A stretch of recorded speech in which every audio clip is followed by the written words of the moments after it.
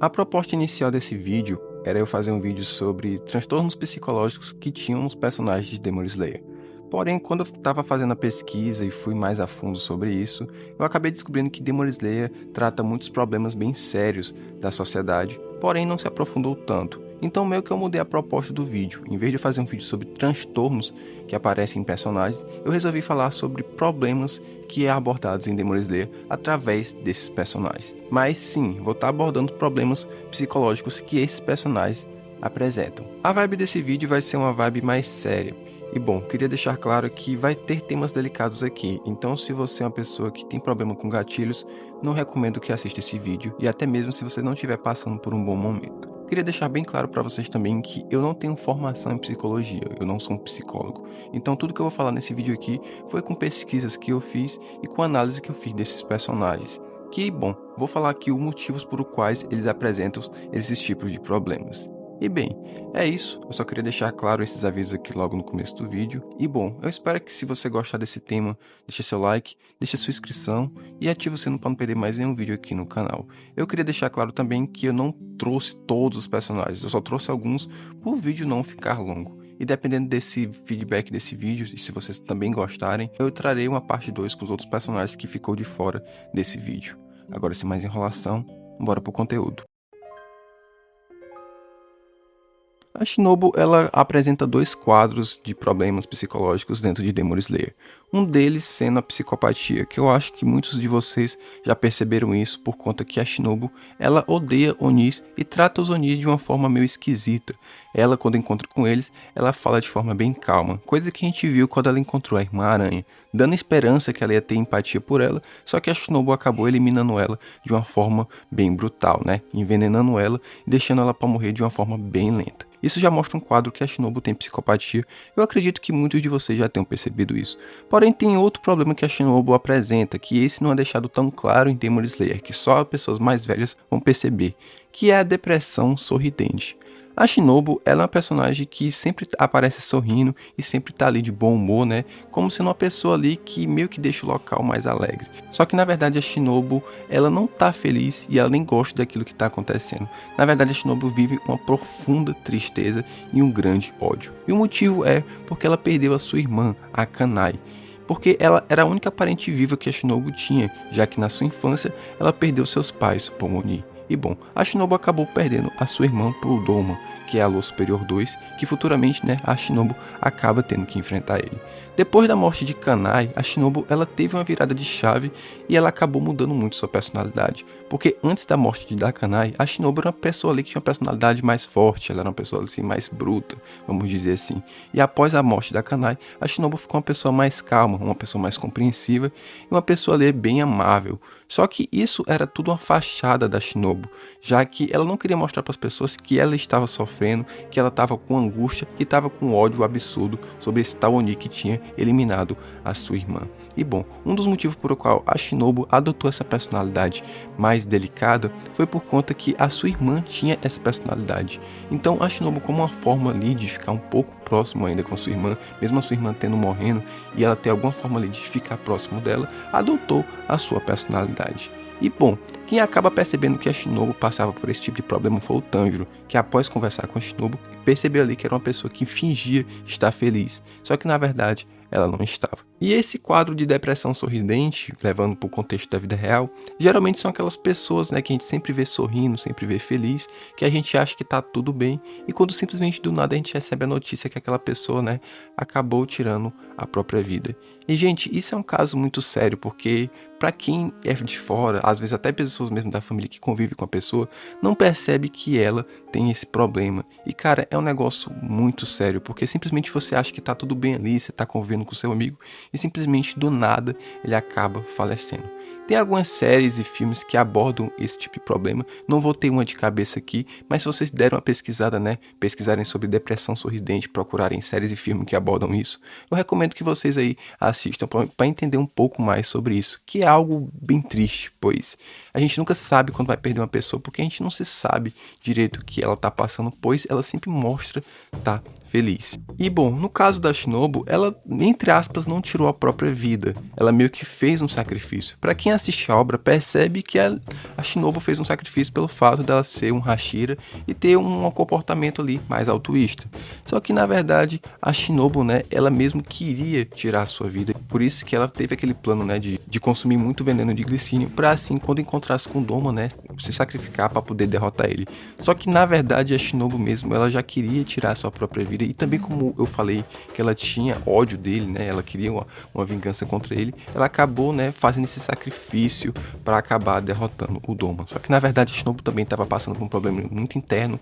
Eu já acredito que ela queria tirar a sua vida, já por ter perdido seus pais e ter perdido a sua irmã. E bom, a Shinobu, né, começa nesse vídeo, ela apresenta o quadro de depressão sorridente e psicopatia. O Zenitsu pode ser um dos personagens mais detestáveis de Demon Slayer, porque, nossa, que personagem chato. Mas de um dos problemas que o Zenitsu apresenta em Demon Slayer é o complexo de inferioridade, que é simplesmente aquele problema da pessoa nunca se achar suficiente. E no caso do Zenitsu é bem plausível porque que ele apresenta isso. Primeiramente porque ele foi abandonado por seus pais, nunca se sabe ao certo o motivo, mas o Zenitsu bem novo, né, seus pais acabaram lhe abandonando. Nisso o Zenitsu acabou querendo validação de outras pessoas, e nisso ele conhecia várias meninas, tratava elas bem, dava presentes, só que no final sempre essas garotas acabavam abandonando ele. E um dos casos mais tristes foi uma garota, né, que simplesmente pegou todo o dinheiro do Zenitsu e fugiu com outro cara. Zenitsu, como estava cheio de dívidas, ele acabou conhecendo o Jigoro, né, que acabou adotando o Zenitsu, para o Zenitsu acabar se tornando o futuro pilar do trovão. Só que o Jigoro também tinha outro aluno, que era o Kaigaku, que esse, diferente do Zenitsu, ele não era uma pessoa nada calma e uma pessoa nada gentil, era um cara muito bruto. Pois já que o Kaigaku ele era uma criança ali que passou também por situações difíceis, só que ele tinha um pensamento diferente do Zenitsu que se sentia triste, o Kaigaku sentia ódio, e o seu ódio, né, era de ser fraco, e sempre queria se tornar forte, porque na cabeça dele a sobrevivência era a coisa mais importante. Então o Kaigaku odiava pessoas que demonstravam fraqueza, e o Zenitsu era uma dessas pessoas, já que o Zenitsu, né, nunca se sentia suficiente. E uma das coisas que mais reforçou esse problema no Zenitsu foi simplesmente pelo fato do Kaigaku conseguir dominar 5 formas da respiração do trovão e o Zenitsu só conseguia dominar uma. Só que a coisa que é interessante é que a única forma que o Zenitsu sabia era a única forma que o Kaigaku não sabia. E querendo ou não, isso fazia o Kaigaku ter um sentimento de raiva pelo Zenitsu, só pelo fato do Zenitsu saber uma forma que ele não sabia. E por isso o Zenitsu apresentava aquele quadro de covardia no anime, que é uma coisa que inclusive é bem chata. O Zenitsu sempre fica gritando e chorando, pois o Zenitsu ele acha que não é suficiente para ninguém, ele acha que ele é fraco. E por isso que quando ele dorme, né, ele toma aquela atitude de ser um cara mais ativo. E a única vez que o Zenitsu acabou lutando de olhos abertos foi na sua luta contra o Kaigaku, o que é algo muito interessante se você analisar toda essa questão psicológica. Pois uma das pessoas que mais puxavam o Zenitsu para baixo, né, que sempre fazia ele se sentir um merda, foi a única vez que o Zenitsu lutou contra esse inimigo de olhos abertos, mostrando que o Zenitsu estava enfrentando o seu medo e seus problemas ali de frente, sem covardia. O que é algo que é muito bonito quando você para analisar dessa forma. E o Zenitsu não apresenta esse quadro só em questão de lutas ali, enfrentando o Kaigaku os inimigos, mas sim na sua própria relação com a Nezuko. Se você perceber bem, o Zenitsu ele é muito apegado ali com a Nezuko, sempre querendo proteger ela, sempre correndo atrás dela.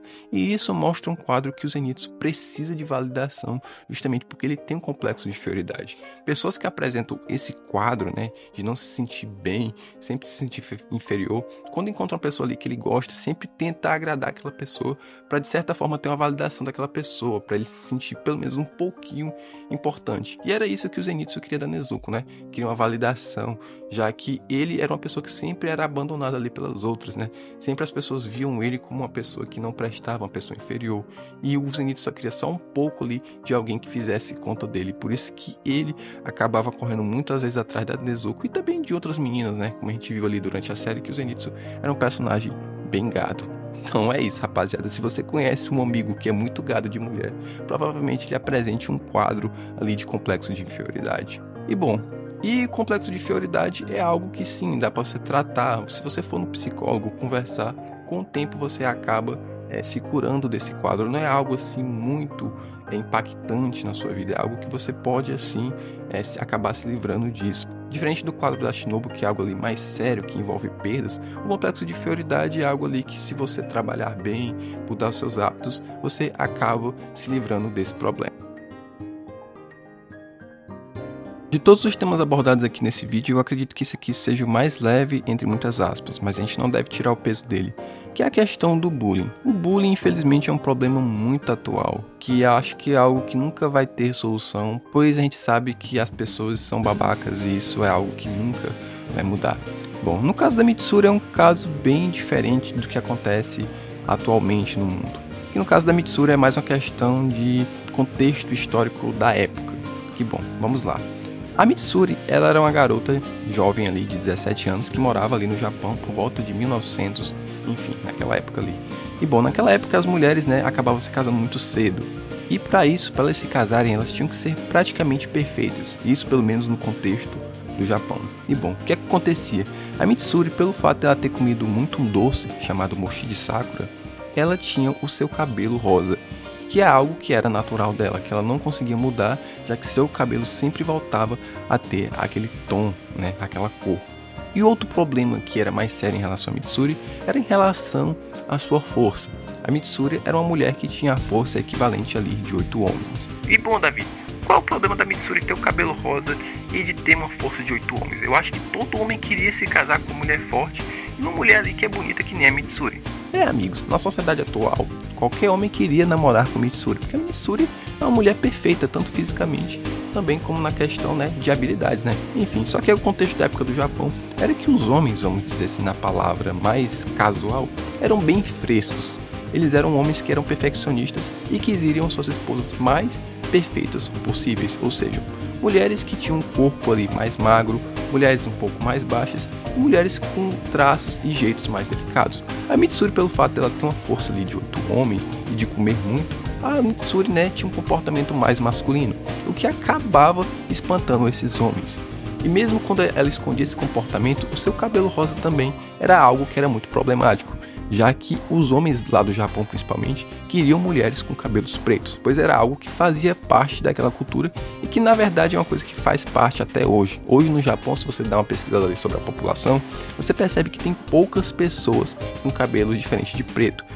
Geralmente pessoas que têm um cabelo ali colorido são pessoas bem mais jovens, ou a cultura das gairos, que são aquelas garotas assim meio louras, e o Japão já não vê muito de forma positiva essas garotas, já vê essas garotas, como posso dizer, como as garotas do job, sendo que algumas sim são, mas não são todas. E bom, devido a essa questão da Mitsuri ter o cabelo rosa e ter essa força, os homens não queriam se casar com ela. E meus amigos, isso para a época era um peso muito grande para as mulheres, pois uma mulher que não conseguia um marido, ela era considerada uma mulher fracassada, pois naquela época as mulheres, vamos dizer assim, eram submissas aos maridos. Elas tinham que ficar em casa cuidando da família e dos filhos, enquanto os maridos iam trabalhar. E uma mulher que não tinha marido era uma mulher que não ia ter futuro. Ela ia ficar com os pais para sempre. Mas aí você me pergunta, Davi, mas o que isso tem a ver com o bullying e com a Mitsuri?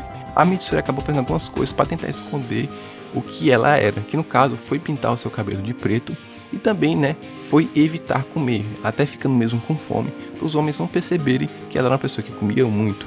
E pelo fato dela fazer isso, esconder quem ela realmente era, isso já mostra uma situação que ela sofria bullying das pessoas. Porque geralmente o bullying acontece quando você é zoado por uma característica sua. Porque particularmente eu separo o bullying em duas categorias. A categoria física, que geralmente é uma pessoa quando ela é zoada por uma questão física dela ali, seja um cabelo, uma parte do corpo, ou algo do tipo. E existe o bullying de comportamento, que esse bullying aí, sinceramente, às vezes a pessoa merece sofrer, porque geralmente é uma pessoa que tem um comportamento muito estranho, e eu nem falo no sentido da pessoa ser muito quieta ou muito na dela não, às vezes a pessoa realmente faz coisas que realmente não dá pra perdoar, realmente a pessoa dessa merece ser zoada. Só que no caso da Mitsuri se encaixa mais com a categoria 1 do bullying que a pessoa sofre pela questão física. A Mitsuri nunca ia conseguir mudar o cabelo dela, porque naquela época não existia pintura de cabelo igual como existe hoje em dia, que você consegue pintar o cabelo da cor que você quiser.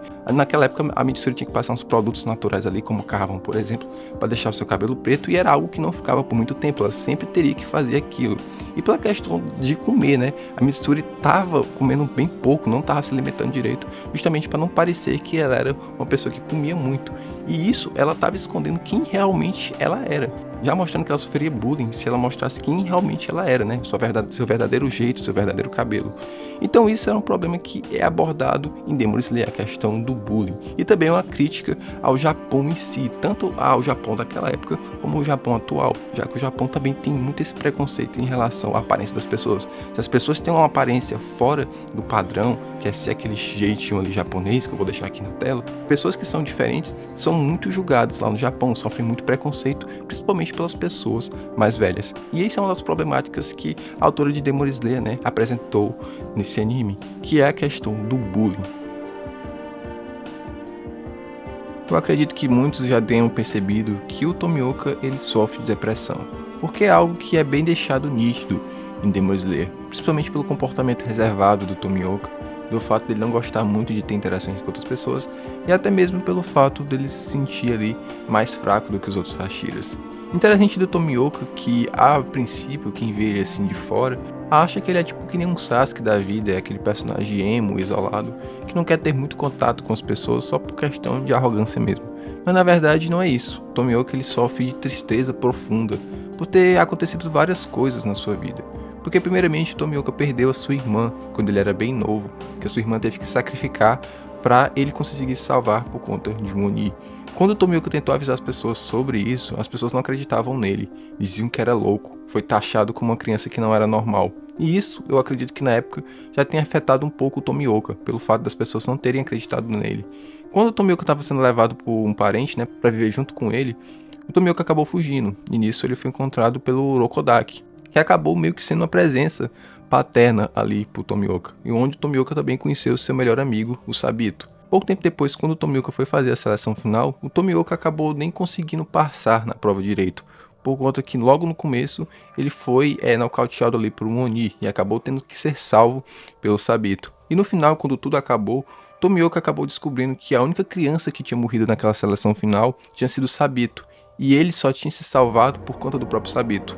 Ou seja, aquilo fez o Tomioka carregar um grande peso, pois ele não conseguiu fazer nada na seleção e seu melhor amigo ainda acabou morrendo. E o pior de tudo, que após isso, o Tomioka ainda acabou recebendo o cargo de Hashira da Água. E isso não foi algo bom para o Tomioka, pois o Tomioka, na cabeça dele, ele só recebeu aquele cargo, pois não tinha outra pessoa para ficar nele, já que o Urokodaki já estava velho, e o Sabito, que tinha muito mais talento do que ele, tinha morrido justamente para salvar as outras crianças, que de fato quem merecia receber o título de Hashira da Água era aquele garoto. E isso causou uma tristeza profunda no Tomioka, fez o Tomioka se sentir que ele não era útil, que mesmo ele sendo um Hashira, ele não estava porque merecia. E também isso casa um pouco com a questão do complexo de inferioridade.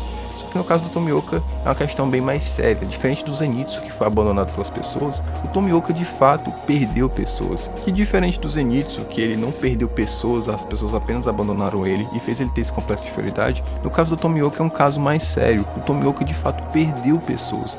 Perdeu a sua irmã e perdeu seu melhor amigo. E ainda recebeu um título que ele não merecia, já que quem deveria ter recebido aquele título era o seu amigo, que era bem mais forte do que ele. O Tomioka, pelo fato dele ter esse lance de perder as pessoas e ter ficado com esse comportamento mais depressivo, foi algo até que, entre aspas, bom para a história. Porque quando o Tomioka viu o sofrimento do Tanjiro, viu a situação que o Tanjiro estava em desespero, ao ver que a sua irmã se tinha se transformado num demônio, o Tomioka ainda deu uma chance ao ver esperança nele, né? Já que a Nezuko, né, demonstrou que mesmo sendo um Oni, estava protegendo seu irmão. E isso, o Tomioka, ele teve essa empatia, por conta que eu acredito que ele já sentiu aquilo ali na pele dele. Pois no passado ele perdeu a sua irmã e depois perdeu o seu amigo por conta dos Onis. E ver um Oni protegendo o irmão, né, vendo o Oni tendo um comportamento mais humano, fez ali o Tomioka ter um pouco de esperança, né, e fez o Tomioka também ter empatia. Mais na frente na história a gente percebe que o Tomioka não queria ser mais Hashira, queria passar o título de Hashira pro Tanjiro, já que o Tanjiro já tinha derrotado ali duas superiores e que ele provavelmente já estava mais forte do que o Tomioka. E por conta do Tomioka não querer ser mais Hashira, o Tomioka tinha um comportamento ali que as pessoas achavam que ele era arrogante, como por exemplo na reunião dos Hashiras, onde o Tomioka falou que não era igual aos outros. Só que no caso o Tomioka não quis dizer que era melhor do que todo mundo, mas sim que ele não estava no mesmo nível que eles, que o Tomioka não merecia estar ali. E isso já mostra um quadro de depressão. o Tomioka ele não se sentia bem, ele não sentia que deveria estar fazendo aquilo, não tinha motivo porque ele estava fazendo aquilo. As outras pessoas faziam melhor do que ele, por que que ele ainda estava ali? O Tanjiro, que era, entre aspas, seu pupilo, já que o Tanjiro começou dominando a respiração da água e também era um aluno do Orokodaki, merecia mais como estar sendo o novo pilar da água em vez do Tomioka. E cara, isso é uma coisa muito triste que acontece com o Tomioka, pois é algo que acontece muito na vida real. Muitas pessoas acabam não se achando suficiente, até mesmo conseguem conquistas, mas mesmo assim aquilo não é suficiente por conta de traumas no passado. Aconteceu tanta coisa com essa pessoa que mesmo ela recebendo ali um cargo, uma coisa boa na vida dela, ela não se sente feliz. Isso acontece muito com adultos, que passam por tanta coisa quando era criança, na adolescência, que quando chega ali na vida adulta, às vezes se forma, consegue um bom emprego, mas não se sente bem, pois, sei lá, de tudo que aquela pessoa passou e chegar àquele ponto ali é meio que cansativo, tipo, às vezes parece que não valeu a pena, às vezes quando a pessoa consegue tanto aquele objetivo, poxa, eu passei por tudo aquilo só pra conseguir isso. Às vezes não por questão de ser ingrata, mas às vezes de pensar que aquela jornada toda não valeu a pena. Não que isso seja o caso do Tomioka. O caso do Tomioka foi por conta justamente das suas perdas. Ele perdeu muitas pessoas no passado, o que fez ele ver que ele não merecia o título de Hashira, porque aquelas pessoas que morreram, e no caso do Tomioka, quem merecia realmente ter o cargo de Hashira era o Sabito, e não ele. Sanemi para muitos é um dos personagens mais odiados de Demon Slayer, pelo fato das coisas que o Sanemi acabou fazendo no anime, né? Ter tentado matar Nezuko causou toda aquela cena constrangedora ali na reunião dos Hashiras, tentou cegar o Genya e pelo seu próprio comportamento de ser uma pessoa muito agressiva e bem bruto. Mas pra mim, particularmente, o Sanemi é um dos meus personagens favoritos, porque, cara, o que esse personagem passou em Demon Slayer é uma das piores coisas que uma pessoa poderia passar na vida real. Mano, primeiramente começando que o Sanemi ele tinha um pai alcoólatra. O Sanemi já apanhava muito do seu pai por conta disso, pelo fato de ele ser o filho mais velho, ele é o filho que mais sofreu com isso. E bom, não sei se alguém nesse vídeo aqui já teve um pai alcoólatra, mas cara, por experiência própria, é uma coisa muito ruim. É algo que destrói a família, é algo que causa um impacto muito grande. Não vou dar muitos detalhes, mas é algo bem ruim. Segundo motivo foi que o Sanemi ele acabou perdendo a sua mãe e seus irmãos. O Sanemi já não tinha muito contato com a sua mãe, já que sua mãe passava o dia todo trabalhando, já que o seu pai, né, depois de um tempo ele acabou morrendo porque ele era um cara muito agressivo, que sempre arranjava confusão. E mais a morte do seu pai não foi algo assim que foi algo ruim para a família. Na verdade foi algo até muito bom, né, já que agora eles teriam menos um problema. Mas devido a isso, a mãe do Sanemi teve que trabalhar de forma dobrada. Ela trabalhava, sei lá, cara, quase 14 horas por dia. O Sanemi e seus irmãos às vezes nem viam sua mãe chegar em casa e às vezes nem viam quando ela saía, porque ela chegava tão tarde, saía tão cedo, que mal tinha tempo ali para estar com os filhos. E fora também que ela era uma pessoa baixinha, a sua mãe provavelmente sofria muito por conta da baixa estatura, né, de não ter tanta força assim e de ter que se esforçar muito no seu trabalho. Então meio que o Sanemi ali foi, entre aspas, um pai bem cedo, que como ele era o irmão mais velho, ele precisava cuidar dos seus irmãos. Até o fatídico dia que a sua mãe invadiu a casa e acabou matando boa parte dos seus irmãos, ficando só ele e o Genya vivo. E o pior de tudo disso é que a sua mãe tinha se tornado um demônio. Era uma situação que não tinha mais como reverter. E o Sanemi, para proteger o Genya, ele acabou pegando a sua mãe, né, se jogando para fora de casa e levando ela, né, para um local, para assim acabar derrotando ela e matando ela, para evitar que ela matasse o Genya. Como o Genya era uma criança muito nova, acabou não entendendo a situação e acabou achando que o Sanemi tinha matado a sua mãe por maldade. E assim, fazendo o Genya, né, chamar o seu irmão de assassino, o que aquilo ali foi algo que impactou muito a mente do Sanemi, mas muito mesmo, que o irmão que ele tentou salvar chamou ele de assassino, o que aquilo fez fazer a mente do Sanemi surtar, onde o Sanemi começou a caçar demônios sem treinamento, se arriscando muito. Inclusive aquelas cicatrizes que o Sanemi tem no seu corpo era justamente da época antes dele se tornar um caçador, já que ele não tinha experiência, ele se machucava muito na luta contra os demônios, e até mesmo ele não tinha Ninshirins, ele calçava no bruto mesmo, batia, espancava, amarrava os bichos e deixava eles morrer pro sol. Até que uma dessas caçadas ilegais do Sanemi, ele acabou conhecendo um amigo, né, que acabou convidando ele para se tornar um caçador de demônio de forma oficial. E isso por um tempo foi algo até bom pro Sanemi, já que agora ele estava tendo contato com outras pessoas, né? Inclusive também ele acabou conhecendo a Kanai, onde foi uma garota que o Sanemi sentiu ali um certo interesse e que acabou gostando também. Mas infelizmente a vida do Sanemi, cara, só é tragédia.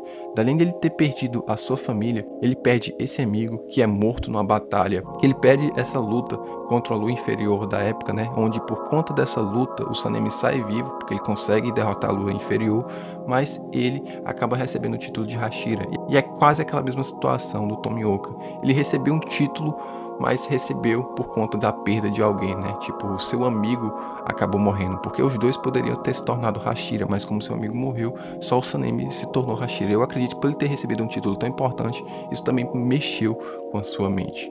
E foi nessa reunião também, né, que ele conheceu a Kanai, que futuramente Kanai é uma personagem que morre pro Doma, a Lua Superior 2. E o Sanemi, ele sempre tentou afastar o Genya desse mundo, né, de caçar demônios e tudo, já que na mente do Sanemi, o Genya deveria ter uma vida normal, continuar a linhagem do seu clã, enquanto o Sanemi, né, ia lutar ali para defender as pessoas, caçar demônios, para evitar que mais pessoas passassem pela mesma situação que ele. E uma das situações mais tristes que acontece em Demon Slayer é quando o Genya tenta se reencontrar com o Sanemi, trata o Genya de uma forma muito mal, até mesmo tentando cegar ele. Só que futuramente a gente percebe, né, que o Sanemi sempre gostou muito do seu irmão, e quando o seu irmão se encontra com o Kokushiba, o Sanemi aparece lá para proteger. Mas infelizmente, né, Sanemi acaba perdendo o Genya. Toda essa situação que aconteceu com o Sanemi mostra que ele tem a síndrome pós-traumática. Aconteceu tantas coisas na vida do Sanemi que o Sanemi, ele ficou uma pessoa daquele jeito, uma pessoa agressiva, uma pessoa que não parece se importar muito com os outros, uma pessoa meio louca. E isso justamente por conta das coisas que aconteceu com ele. Se você vê ali o passado do Sanemi, você percebe que o Sanemi era uma criança mais calma, ele era uma criança boazinha, ele não era uma pessoa agressiva, ele acabou se tornando uma pessoa agressiva por conta disso. E isso é um problema que acontece com as pessoas que passam por traumas. Elas acabam mudando muito. Às vezes a pessoa é uma coisa e devido a um trauma tão grande que acontece na vida dela, ela acaba tendo outro comportamento. Às vezes sim, acontece só da pessoa mudar a personalidade, se tornar uma pessoa mais amarga, uma pessoa diferente. E às vezes, infelizmente, acontece da pessoa se tornar uma pessoa ruim, alguém que faz mal às outras pessoas por conta de traumas no passado. E graças a Deus isso não aconteceu com o Sanemi. O Sanemi não se tornou uma pessoa má, apenas uma pessoa que não era compreendida pelos outros pela questão dos seus traumas. Eu sei que muitos fãs de Demon Slayer não gostam dele, mas particularmente para mim, o Sanemi é um dos melhores personagens que tem nessa obra e é um dos personagens que eu mais gosto e que infelizmente eu acabo me identificando um pouco com ele. E bom galera, esse foi um vídeo com uma vibe bem diferente que eu acabo trazendo aqui no canal, mas como foi o vídeo que vocês mais votaram, né, na aba comunidade, eu trouxe aqui, né, problemas que são abordados em Demon Slayer. No caso eu ia trazer transtornos, mas como eu dei uma pesquisada, né, vi que Demon Slayer trata muitos problemas que não são considerados transtornos, mas eu queria englobar aqui nesse vídeo e talvez futuramente na parte 2. E é como eu falei, né, não trouxe tudo porque senão o vídeo, sei lá, ia ter mais de 1 hora. Então, talvez se esse vídeo tiver um bom resultado, eu falo sobre os outros personagens na parte 2. E bom, gente, nesse vídeo aqui eu não vou pedir a opinião de vocês, porque eu acho que é um assunto muito delicado. Mas um conselho que eu dou pra vocês é que, galera, se você tá passando por algum problema, ou se você se identificou com algumas coisas que eu falei aqui nesse vídeo, procure ajuda, converse com alguém, com um amigo, com seus pais, ou com um parente, ou até mesmo procure ajuda profissional. Porque, cara, esses problemas que as pessoas acabam sentindo não são algo que com o tempo passa, não. São coisas que vai piorando a cada vez. Tem casos sim de pessoas que conseguem se curar sozinhas, pessoas que conseguem lidar com essas situações, mas na maioria das vezes não é assim. Principalmente se você é mais novo, eu sugiro que você procure ajuda. Procure um psicólogo, uma terapia ou alguma coisa do tipo. Mas fale para alguém que você está sentindo isso. E bom, se você assim é uma pessoa que não tem muito costume de falar, mas quer mudar essa situação, procure algum hobby. Eu sugiro fazer algum exercício, um exemplo, uma academia, ou procurar alguma coisa que faça lhe sentir bem. Porque, gente, ficar aguardando sentimento ruim e ficar sentindo essas coisas não é algo muito saudável. E eu espero que muitos que estejam assistindo esse vídeo não passem por essas situações que eu acabei citando aqui e também que futuramente não acabem prejudicando a vida de vocês. Bem, é isso. Eu espero que vocês tenham gostado desse vídeo. É um vídeo um pouco diferente do canal, né? Da vibe do canal. E bom, se você gostou, deixa seu like. Se você é novo aqui, caiu de paraquedas, se inscreve no canal. E é isso. Muito obrigado por ter me ouvido, né? Eu acredito que o vídeo tá bem longo, porque eu tô olhando aqui pelo áudio bruto. E é isso. Valeu, falou e até a próxima. E por favor, cuidem da vida de vocês, né?